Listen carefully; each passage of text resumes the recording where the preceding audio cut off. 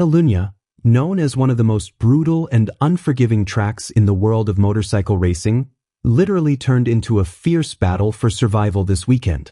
We witnessed two dramatic red flags, carbon fiber debris scattered all over the circuit, and a massive grid of world-class riders struggling hard for asphalt grip. The iconic Montmelo circuit has always been a complex technical puzzle, mostly due to its low-grip surface and extreme track temperatures that push riders to their absolute limits. However, this particular race became pure chaos, throwing all team strategies straight into the trash in the very opening laps. While fans watched pure action on screen, pit walls experienced a mentally exhausting war of nerves, where engineers and riders calculated every single millisecond.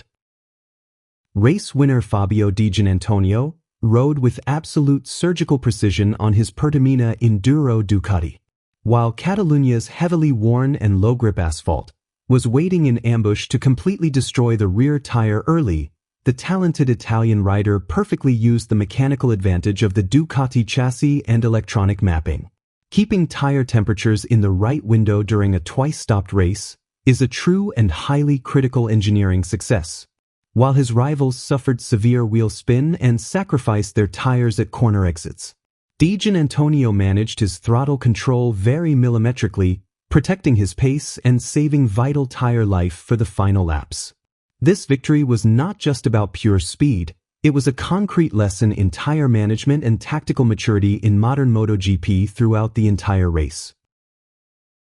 For our representative Toprak Razgatlıoğlu, the Catalunya weekend began with immense bad luck in the very first seconds of the race.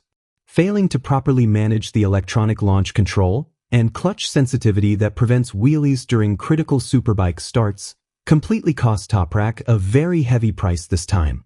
When these power management systems are not fully synchronized, these brutal machines with over 200 horsepower desperately want to lift off into a wheelie on the start straight, failing to transfer true power to the asphalt. Due to this sudden misfortune, Toprak lost incredible momentum at the start and dropped back dozens of positions before entering the very first corner. Dropping so far behind on a highly competitive and intense platform virtually means losing the race right from the very start of the event. Getting stuck behind the crowded pack after that critical start mistake was not just a simple loss of position for Toprak, but it also brought a truly massive and severe aerodynamic disadvantage. The turbulent wave of air, known widely as dirty air, coming from the winglets of the superbike machines in front, directly and severely disrupted the aerodynamic balance of the front end of Toprak's bike. Being trapped inside this extremely heavy traffic completely prevents a rider from maintaining their own ideal racing line, forcing them to ride continuously in the dirty wake left by others. Due to this sudden wall of air and the dense traffic ahead, El Turco could not execute his trademark, famous aggressive late-braking maneuvers into corner entries, forcing him to turn the entire opening laps of the race into a pure defensive battle.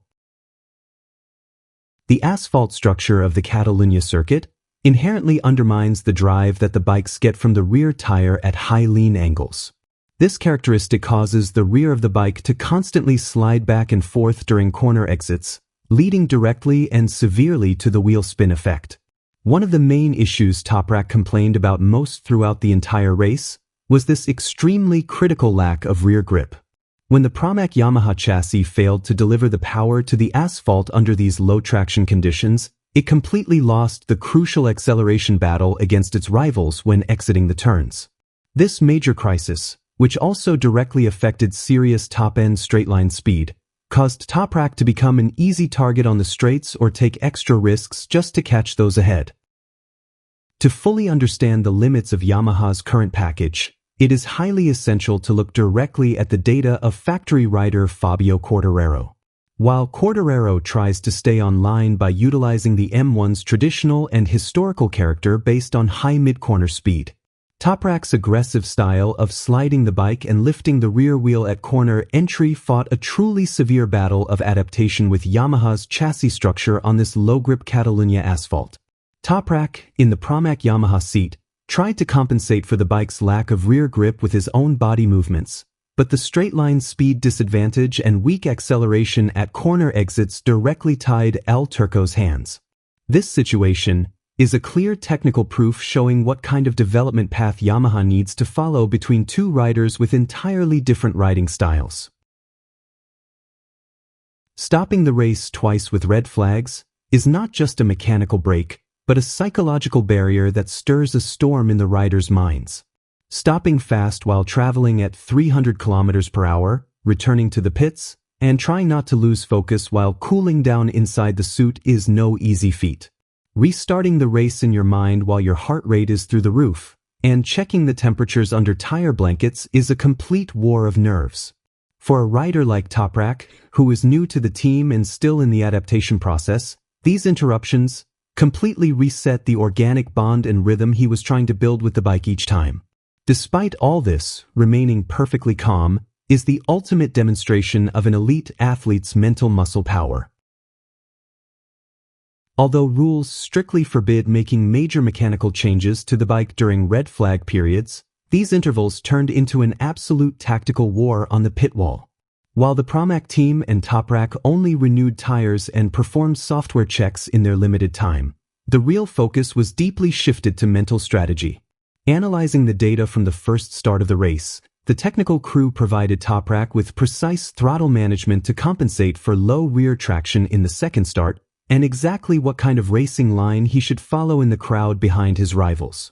In other words, these brief interruptions were not for mechanical repairs, but were used as highly critical tactical briefing sessions where Toprak completely redesigned the race in his mind. The 15th place on the scoreboard at the end of the race and just a single point added to the tally might honestly look like a complete failure to a superficial observer. However, in the deep kitchen of motorsport, this single point actually carries a much greater meaning than a regular championship point. Even on his worst day, a weekend of mechanical bad luck where the bike's character didn't fit the track at all, Toprak still managed to leave with both valuable data and a point. This crucial situation provided Yamaha engineers, who deeply believe in the project's future, with highly realistic data ahead of Mugello that they could never replicate in simulations. Great champions prove their true worth not just with the races they win, but with those small but critical points they gather while pulling the bike out in one piece from such wrecked weekends. The dusty and highly challenging pages of Catalonia are now left behind. Now the entire MotoGP paddock truly turns its face towards Italy's iconic Mugello circuit, specifically for May 31st. Mugello will definitely be a demanding track with much higher top speeds, and its long straight and fast corner combinations simply means Yamaha faces a much greater test in both aerodynamics and engine power. This clear X-ray taken in Catalonia has already created a very precise roadmap for the Pramac team. So, will the Yamaha engineers in Iwata finally manage to deliver the crucial chassis and electronic updates to support Toprak's aggressive late-braking style until the Italian GP? Do you honestly think Toprak will break this bad luck and rise at Mugello? I am eagerly waiting for your technical comments below.